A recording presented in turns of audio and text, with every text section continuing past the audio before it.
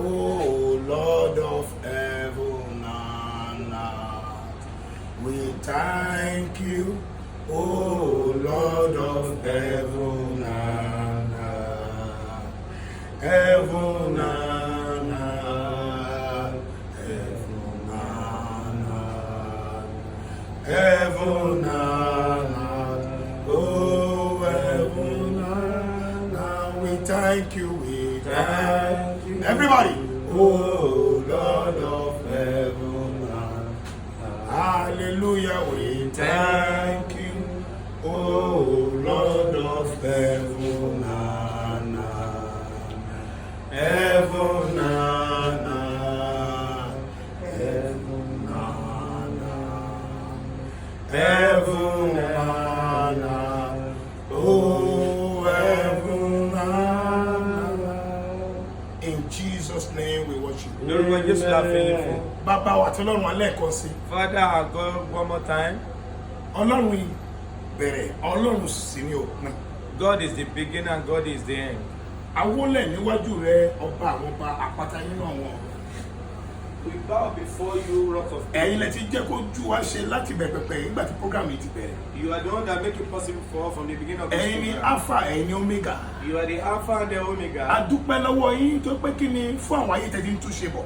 We thank you so much for the life that you have transformed. A dúpẹ́ fún àwọn ẹ̀rí ńlá látà tí ń gbọ́ nígbà tí program yìí ti bẹ̀rẹ̀. We thank you for the great testimony from the beginning of this A program. dúpẹ́ fún ìwòsàn àti ìdáǹdè àwọn ọmọ yín. We thank you for the healing and the deliverance, the life of A your dúpẹ́ pé children. ipò tọ́rọ̀ mọ́ wà tó dá ti fún wọn ní ipò dáradára. We thank you for giving them a good position. Ayọ̀ ológo tó gbé tó ń tú àwọn ilé ayé ṣe tó ti bàjẹ́. We give you glory for repairing life that have been destroyed. A dúpẹ́ gbogbo ìmọ̀ta ti ń dòfo nínú ayé àwọn ọmọ We yín. thank you for destroying the plan of the enemy. in the Gbogbo life ògo of your àtọ́lá children. la dá padà lónìí Olódùmarè. We return all glory and honor back to you. Ògo ni forúkọ yín lókè Glory ọ̀run. to your name. A dúpẹ́ fún ohun tí a ó tún ṣe lónìí bákan náà. Thank you for what you are going to do here today. Èyí ni day 12 tí program yìí ti tẹ̀síwájú. Today is the 12th of this program. Ẹ ó ṣiṣẹ́ agbára, You do a mighty work. ẹ ó ṣiṣẹ́ àmì, Amen. Show ẹ ó your ṣiṣẹ́ sign. ìyanu, Amen. Wonders. ẹ ó fi agbára yín hàn, Amen. ẹ ó jẹ́wọ́ bí ẹ ṣe jẹ́. Amen. Show yourself. Ògo ni forúkọ yín lókè Glory to ọ̀run. your name. Hallelujah. Jésù Olúwa wa. In Amen. Jesus' name, my Lord.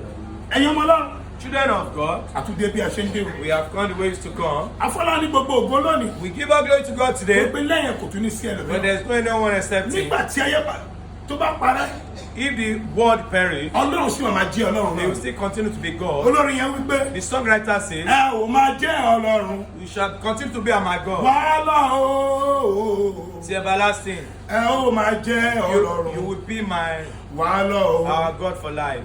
Bí gbogbo ayé bá ń kọjá lọ. If the world pass away, Ọ̀rọ̀ yín yóò ṣẹ o. your word will come to pass. Ẹ ó máa jẹ́ You shall be Ọlọ́run. our God, Wàhálà o. everlasting." A dúpẹ́ lọ́wọ́ Ọlọ́run lónìí. We thank God for today. Má gbàgbé o. Don't forget, Prayer festival láwà lẹ́nu ẹ̀. we are inside prayer festival. Àwọn tó bá ṣẹ̀ṣẹ̀ ń gbọ́ mi fún ìgbà àkọ́kọ́ lónìí. For those who are listening to me for the Ẹ mọ̀ first pé time, bí àwọn èèyàn ṣe ń rí program yìí wò. as people are looking at this program Day by day tó ń rí wò. every day, Oúnjẹ tuntun sí àwọn ènìyàn. and it's very new to Àwọn me. kan ẹ̀ṣẹ̀ ń rí fún ìgbà àkọ́kọ́ ni. Some people are just for the first Nípa time. orí ọ̀fẹ́ Ọlọ́run. By special grace of God, Ọlọ́run ló gbé program yìí kalẹ̀ láti bí ọdún mẹ́jọ sẹ́yìn. it's God that laid down this program for the past 8 years. Ó wà fún gbogbo ọmọ Ọlọ́run káàkiri gbogbo àgbáyé. It's meant for the children of God around the world. Ẹ wo ẹ̀yin ọmọ Ọlọ́run. Children of God, Mi ò lè ká àwọn iṣẹ́ yàtọ̀ lọ ti ṣe lágbàdì program yìí ti I bẹ̀rẹ̀. cannot count the wonder God has started doing inside this program. Látòrí òkè From mountain, látọ̀dí 29 29th December last year. December last year, A dé sí Èkó padà ní on the 1st of January 2020. I will come back to Lagos 1st of A January. lè ti 2020. bẹ̀rẹ̀ program yìí. Then we start this program. Ẹ̀yin ọmọ Ọlọ́run. Children of God, Àti gbà yẹn, since then, àìtí sinmi báyìí. we have no rest. Ọ̀rọ̀ Ọlọ́run wípé Kírísítẹ́nì máa ti wá sinmi. The word of God said, Christian never look for Pé rest. láàrin ọ̀tá ló wà. You are in the midst of enemy. Máa ṣọ́ra.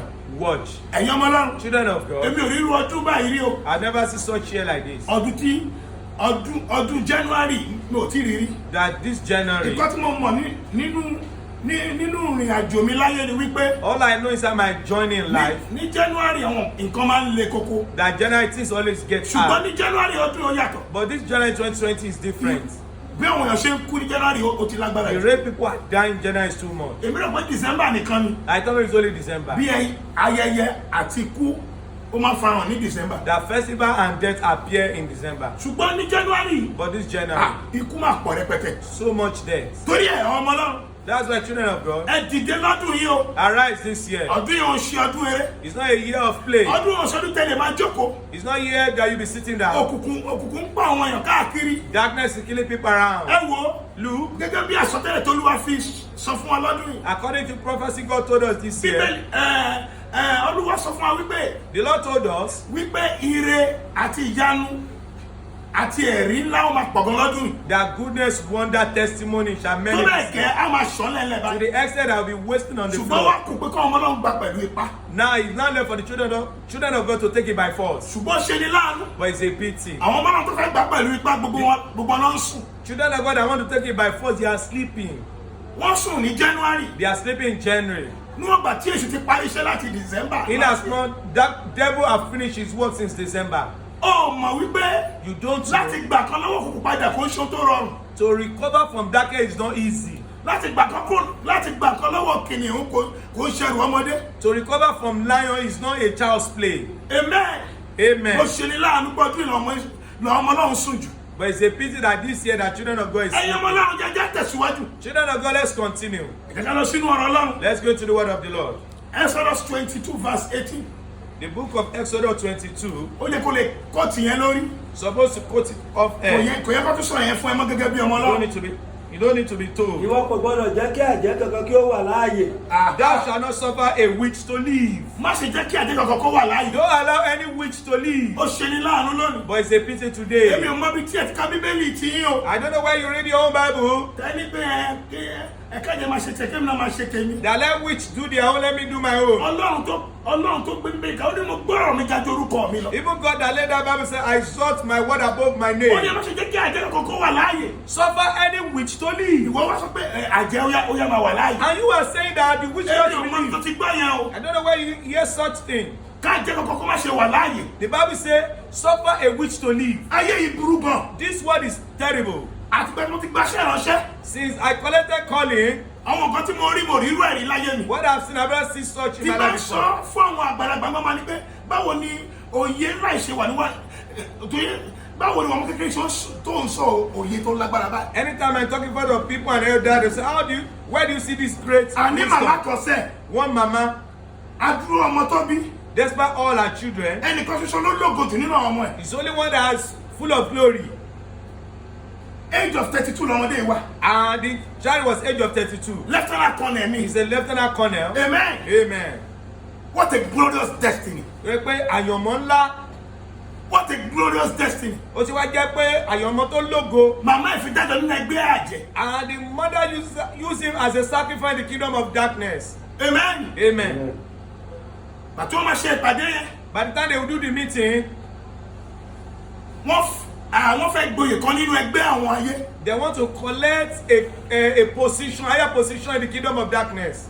màmá ẹ̀ wá sọ pé èmi lọ́mọ ológo tèmi lè gbélé o. They have a glorious son that can put kí wọ́n down. fọ̀rọ̀ mọ́ ẹgbẹ́ ọmọdé ìsílẹ̀ ni. I don't want to, and they never put it down. yẹ donate ọmọdé. And he donated his son. bẹ̀lọ́ pé báwo mo ṣe mọ̀ gan. How do I know? mo wà láwọn tó gbàdúrà fún lieutenant colonel. I'm part of people that pray for this lieutenant mo colonel. lọ sí military hospital ní Morocco road ní Yaba. I went to military hospital Morocco Road in Yaba. ibẹ̀ mo ti lọ gbàdúrà fún lieutenant colonel. That's why I went to go and pray for this Ìgbà tí lieutenant mo débẹ̀. colonel. When I got there, ẹ̀yin ọmọ Ọlọ́run. children of kò ní God, ta fún àjẹ́. Ìṣẹ̀lẹ̀ kò ní ta fún Amen. àjẹ́. kò ní ta fún àjẹ́. kò ní ta fún àjẹ́.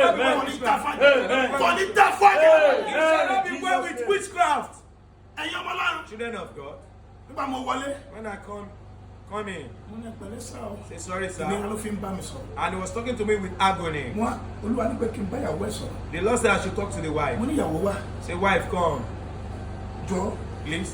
kí ló máa ń rí lójú àlá. What do you normally see in the dream? ó ní pásítọ̀ Say, Pastor, màmá ẹ̀ ni mo máa ń rí. I always see his mother. ó ní gbà mí ìyá ẹ̀ máa sọ fún wọn pé The mother will told the gbọ́dọ̀ wife, gbàdúrà fún wọn. you must not pray ọmọ for mi ni he is my mo son. ti donate ẹ̀ I've donated nínú him ìpàdé ọ̀hún ayé. in the kingdom of bó darkness. ṣe wà báyìí lọ́wọ́ kọ mí o. Now go and look for another wọ́n lè husband. ṣègbéyàwó ni.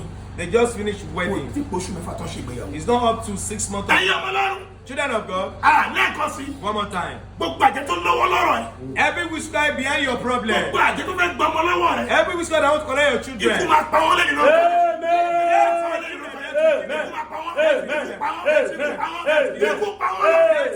today. ẹ má ṣe jẹ́ káyọ̀ tó wà láàyè. Don't allow any witch to leave. ẹ̀yin ọmọ náà Children of mo God, wá bẹ̀ sí ń gbàdúrà. started mo praying. kọ̀ rí igbá ńlá I saw a mighty calabash lórí ìyá kan. on one woman head, ó wá kún fún ẹ̀jẹ̀. full of ìgbà blood. yẹn kún fún ẹ̀jẹ̀. The calabash full of mo blood. wá rí lẹ́fẹ̀rẹ́ kan ẹ̀ I saw Lieutenant tó wá Colonel. ń jà kùtàkùtà We were fighting nínú ẹ̀jẹ̀ yìí nínú àgbà inside the ẹ̀jẹ̀. blood. ẹ̀yin ọmọ náà Children of God, Olúwa sọ fún mi pé the Lord told me, ìránṣẹ́ mi má my yọ servant, lẹ́yìn. don't disturb yourself, màmá ẹ̀ ti donate. that the mother have donated him. ó máa kú láàrin ọ̀sẹ̀ kan. He will die between 1 week. bí mo ṣe padà sílé ni. And I left. ẹ̀yin ọmọ náà Children of God, ọ̀sẹ̀ tó tẹ̀lé the following week, bí lẹ́fẹ̀rẹ́ kan lè ṣe kú ni. and he died. mo lọ sí wíkìpì And lẹ́fẹ̀rẹ́. I went to wake keeping. ẹ̀yin ọmọ náà Children of God, ibikíbi tó bá ti rí àjẹ́ wherever you see witch, ibikíbi tó bá ti rí àjẹ́ wherever you see witch, dáná sí lórí burn their head with dáná fire. sí lórí Burn their head with fire. ibikíbi tó bá ti rí àjẹ́ Wherever you see witch, kó iná ọlọ́run bọ̀ but share them Báyé with ẹ̀jẹ̀. fire. Destroy their life. rún ayé ẹ̀ pa. Consume the life. ẹ̀yin ọmọ náà Children of God, láàárọ̀ ọjọ́ náà the àwọn èèyàn ń sun ẹkún people were crying. wọ́n sun ẹkún pé People were crying. very fortunate Like ọmọ fortunate 32 years of the ó kú 32 years of age. ẹ̀yin Yeah, ọmọ náà children of màmá God. ìjẹ́ ń jẹ́ àmàlà gbóná And the láàárọ̀ mother was eating ó ń jẹ́ àmàlà gbóná Jam pẹ̀lú gbẹ̀gìrì flour. àtẹwédú mi òrírò ẹ̀rí yam flour early in the morning. ẹ̀yin ọmọ náà Children of God, tó bá wọn lálẹ́ if you like tonight, gbogbo àwọn àdúrà kan fẹ́ pè fún ẹ the prayer I want to call, tó bá àfọ̀jẹ́ kájẹ́ wà láàyè if you like, allow the witch to leave. ìwọ́jà ló mọ̀ It's left for èmi you. mọ̀ tó ṣe nínú ẹbí tèmi I know what they do in my family. ẹ̀yin ọmọ náà Children of kí God, má fọ̀rọ̀ gùn without talking so much. bí mo ṣe ń bẹ̀ sọ̀rọ̀ As I'm talking èmi to you, nìkan ló kù nínú ilé mi I'm the only person that wọ́n ti remains. pa gbogbo àwọn ẹ̀gbọ́n mi tán They kill all my relatives. ẹ̀yin ọmọ náà Children of God, jíjẹ́ ní kíbi tó bá wà stand up wherever you àdúrà are. fẹ́ bẹ̀rẹ̀ bá Prayer I want to start. bàbá mi lẹ́ẹ̀kan sí My arúgbó father, ọjọ́ one more time. ó ti sọ̀kalẹ̀ You have descended. mo ti rí agbára rẹ I see your power. mo ti rí wà láàyè I rẹ see your presence. ọ̀gá àgọ́ ti jẹ́ sí program Demons yìí have come to this títóbi lórúkọ program. rẹ Mighty is your name. sọ fún ọlọ́run Tell the Lord. amen Amen. ìwọ obìnrin tó ń gbọ́ mi yẹn You that woman tẹ́tẹ̀ watching, sílẹ̀ open your pé head. àwọn ìdílé ní kíákíá Call your family. àdúrà fẹ́ bẹ̀rẹ̀ Prayer I want to start. ẹnìkan ń gbọ́ mi láti òkè òkun náà Someone is listening to me tí from wọ́n tó lọ́lọ́ abroad. níbi kíbi tó bá wà Wherever you are, gbàdúrà yìí pẹ̀lú iná pray this prayer with wá fire. sọ fún ọlọ́run You will tell the Lord, olúwa oh Lord, jẹ́ kí iná rẹ tẹnu mi jáde lóru let your fire come out of my mouth. jẹ́ kí iná rẹ tẹnu mi jáde ní àṣálẹ́ yìí Let your fire come out of my ó yá mouth. sọ́jà àdúrà Call ní it to orúkọ prayer. Jésù ẹ̀mí mímọ́ o Olúwa jẹ́ kí iná rẹ tẹnu mi jáde ní àṣálẹ́ yìí lórúkọ Jésù Olúwa jẹ́ kí iná rẹ tẹnu mi jáde Olúwa jẹ́ kí iná rẹ máa tẹnu mi jáde ní àṣálẹ́ yìí Olúwa jẹ́ kí iná rẹ máa tẹnu mi jáde ní àṣálẹ́ yìí. gbogbo ìpàdé kí ìpàdé Any kind of meeting, gbogbo ìpàdé àti ìpàdé ẹlẹ́yẹ every meeting of witches and witchcraft, lórí ìdílé mi Over my lọ́dún family this ó yẹ year. ńlá iná sọnù Catch fire. àdúrà ní orúkọ Jésù gbogbo ìpàdé kí ìpàdé gbogbo ìpàdé àwọn ẹlẹ́yẹ lórí ayé mi àti ìdílé mi lọ́dún yìí ó yẹ máa la ọ́nà papọ̀ lọ́nà jóná jóná gbogbo àjẹ́ tó ti pinnu every witches that have determined láti mú ẹ̀jẹ̀ ìdílé mi lọ́dún to suck my family blood this year, irọ́ ló pa you are a liar. lálá padà Backfire by ó yẹ fire. àdúrà ní orúkọ Jésù ẹ̀mí mímọ́ o gbogbo àjẹ́ ìtẹ̀lẹ́yẹ tó ti pinnu láti mú ẹ̀jẹ̀ ní àti ìdílé mi lọ́dún yìí yóò ayé láyà lọ́nà jóná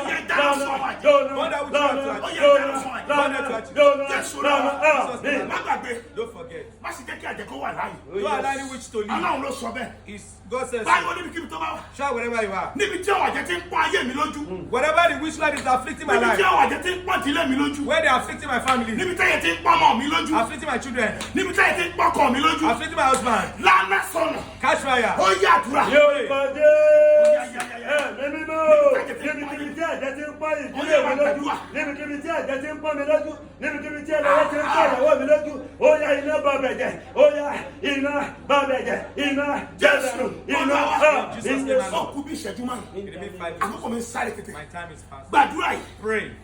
gbogbo ìpàdé àti ìjókòó àwọn àgbàlagbà Every meeting and the seat of the evil elders lórí mi àti ìdílé mi over my life and my family, lánà catch fire. àdúrà ní orúkọ Jésù ẹ̀mí mímọ́ o gbogbo ìpàdé àti ìjókòó àwọn àgbàlagbà lórí ayé mi àti ìdílé mi lọ́dún yóò ayé lọ́nà jóná lọ́nà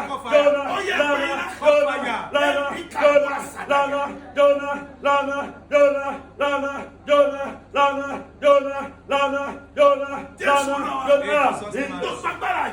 Every power of witchcraft. tó ń fẹ̀mí àjẹ́ darí ayé mi.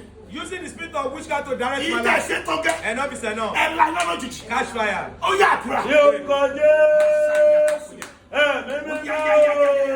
Gbogbo ẹ̀mí ẹ̀jẹ̀ tó ń fi ẹ̀mí ẹ̀jẹ̀ darí ìrìnàjò ayé mi lọ́dọọdún. Yóò ayé láyà.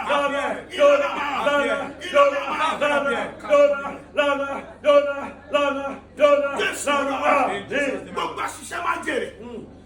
Every battle of work can never profit from it. gbogbo agbára àṣìṣe máa jèrè. Every power that allow me to work can never eat tó of ṣiṣẹ́ it. nínú àjò mi látọjọ́ tó ti pẹ́. Working inside my journey for a long time. ọdún yìí ló pin ẹ̀.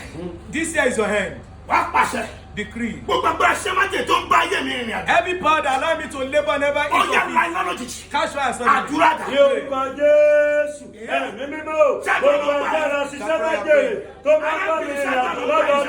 Ó lè bá mi rìn àjò ọdún yìí. Lórúkọ Jésù. Lọ́nà, lọ́nà, lọ́nà, lọ́nà, lọ́nà, lọ́nà, lọ́nà, lọ́nà. ṣe pé gbogbo àkọsílẹ̀ ibi.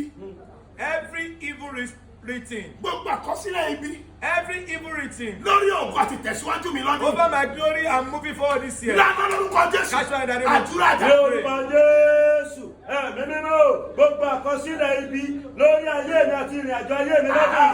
Yóò ayé láyà. Lọ́nà, lọ́nà, lọ́nà, lọ́nà, lọ́nà, Over my life. lọ́nà, lọ́nà, Over my glory. lọ́nà, Over my before lọ́nà, Catch fire. lọ́nà. àjẹ́ ilé mi. My household witchcraft. tó fẹ́ pa mí lọ́mọ lọ́dún. That want to kill my children this year. ẹnìkan ń gbọ́ mi lọ́lọ́ báyìí. Someone is listening to me. wọ́n ti Right? pa lọ́mọ lọ́dún tó kọjá. They kill your child last year. ẹnìkan tún gbọ́ mi. Someone is listening wọ́n ti to pa me. ẹ̀yìn aya lọ́dún tó kọjá. They kill your wife last olúwa year. ní àjẹ́ kan ló pa. The Lord says one witch died.